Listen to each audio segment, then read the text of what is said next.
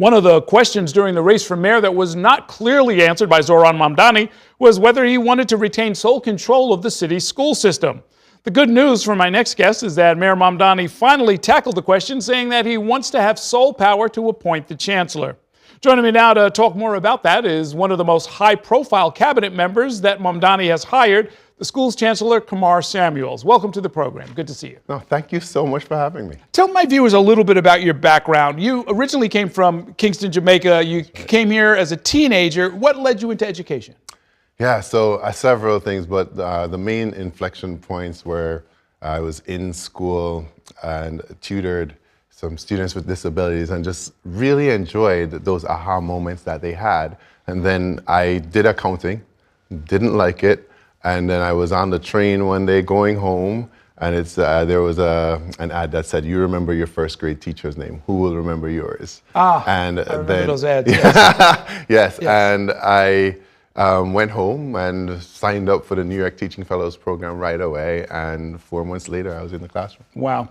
There's a straight line between that and your job now, because as the chancellor, really your main job, and I don't know if all my viewers really sort of lock into this, but I've learned this from like your four predecessors. I've talked to all of them, and they say, really the main job of the chancellor is to make sure that young kids can read, write, and calculate by the time they're about 8 years old, third grade. That's basically. Right. That's correct. I think that's our main job. And we've been doing a better job of this over the last 2 years with New York City Reads and New York City Solves. I think we have a lot more to do, but we're headed in the right direction. Are you going to keep those as the sort of the core curriculum for the early grades? Yeah, absolutely. Not only are we going to keep them, but we're going to think really more deeply about them and ensure that teachers are making or having the resources to make really good decisions and getting the professional learning that they need to incorporate culturally responsive pedagogy to make sure we're moving that agenda. And on the math front, we have some tweaks we need to make, but definitely very excited to keep New York City Solves as well. Did you personally learn to read using phonics? Yeah, I mean, in Jamaica we call it phonics, or that's what my mom calls it. But certainly we had a phonics-based program, and it was what helped me to learn to read, but then also just a strong comprehension by being exposed to a lot of things and having strong discussions at home. How will the newly announced childcare for 2-year-olds feed into this? What part of that affects you? Yeah, so there's a lot of, first of all, the work there is an expansion of what we already have as well. So the pre-K and 3K programs that we already have, which is really important to kind of enshrine and make sure that those are consistent. The 2-year-old programs, we are going to make sure that there's not, students are young people, the toddlers are ready for kindergarten by starting them in some small ways. But in general, I think that's really to ensure that we have an affordable city. And that's huge. $4.55 billion across the state. It's a huge move for us to be able to really help families to access school and access childcare at an early age. I have a 2-year-old at home, and I got to tell you, I talk to friends all the time, and I know how expensive childcare is. You told a news organization, I think it was CBS, that you would give the current school system a C if you were grading it. Why do you say that, and how are we going to get it to an A+? Yeah, so this is a great question. Now, we're at probably about 55% of kids are reading on grade level, right? So when I think about outcomes, that's where I think of as a C, because if we want to say, look, folks are working really hard in the Department of Education. Teachers are working hard, but 2 years ago, we gave them a playbook for the very first time.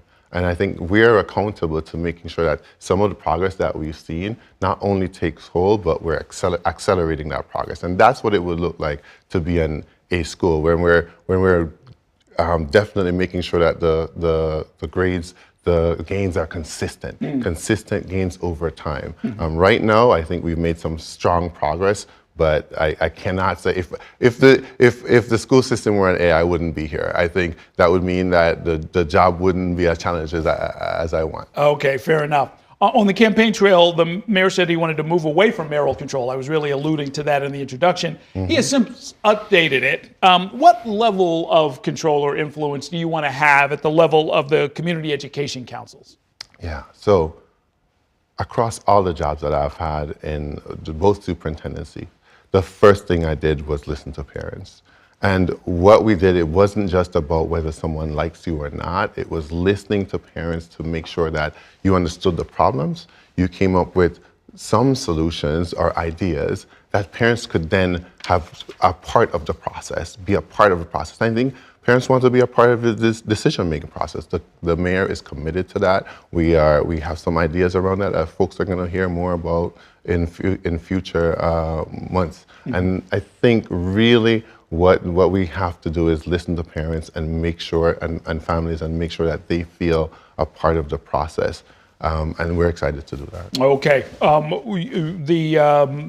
The question of whether or not to, or how to tackle segregation in schools. This is something the mayor has talked about, that we have the most racially segregated schools, or of the big city schools systems in the country. How will you work to end it, understanding that it is a sort of a volatile subject? Yeah, I think it's a volatile subject. However, there are ways that we can work to make sure that's happened, and this happens. We need to make sure that, again, this is a community-driven process.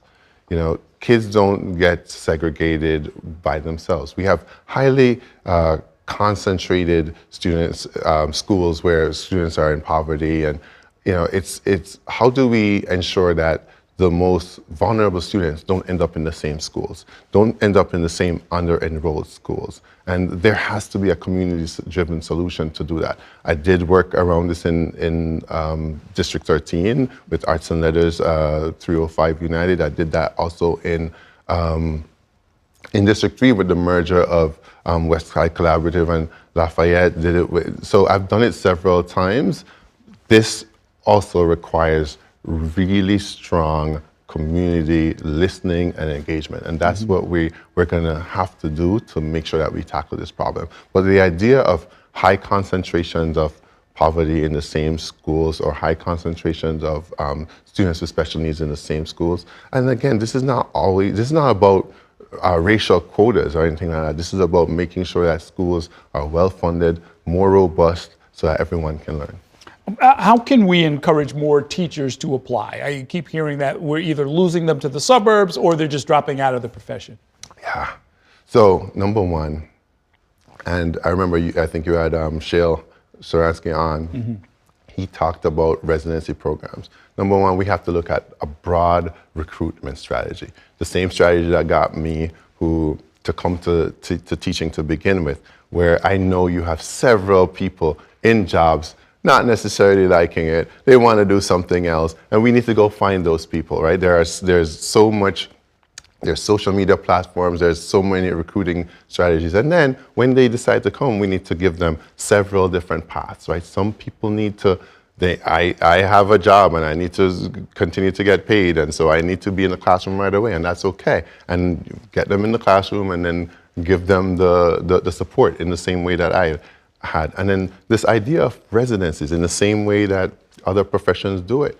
You have a whole year where you're working with a teacher, where you're understanding the profession. You're more likely to stay when you have that kind of runway. And then also traditional paths where we're continuing to have student teachers and make sure that things are robust. No, this idea of New York City Reads or Solves is not divorced from the idea of recruitment and making sure people are supported, because they have a playbook, right? When I started teaching, we did not have a playbook. We did not, I got in, they gave me these 2 binders and said, go have at it, right? Now we have a well-articulated curriculum, K through 12, where teachers can now say, okay, I have a roadmap, and you know, I can now, you know, get support from a colleague. I can, you know, and so it's really, and that support should be also organized. And so we have to do, it's not just recruitment, it's also retention and strong support. And we have the structures to do that now when we didn't have 20 years ago when I started teaching. Okay, you've got a lot on your plate. I know you've got to go up to Albany. Are you going up tomorrow? Yes, I'm excited to go and meet with some of the elected officials. I'm excited to go hear the state of the state address. Okay, best of luck with everything. Stay in touch. Thanks for coming by. I will be. Thank you so much for having me. Absolutely.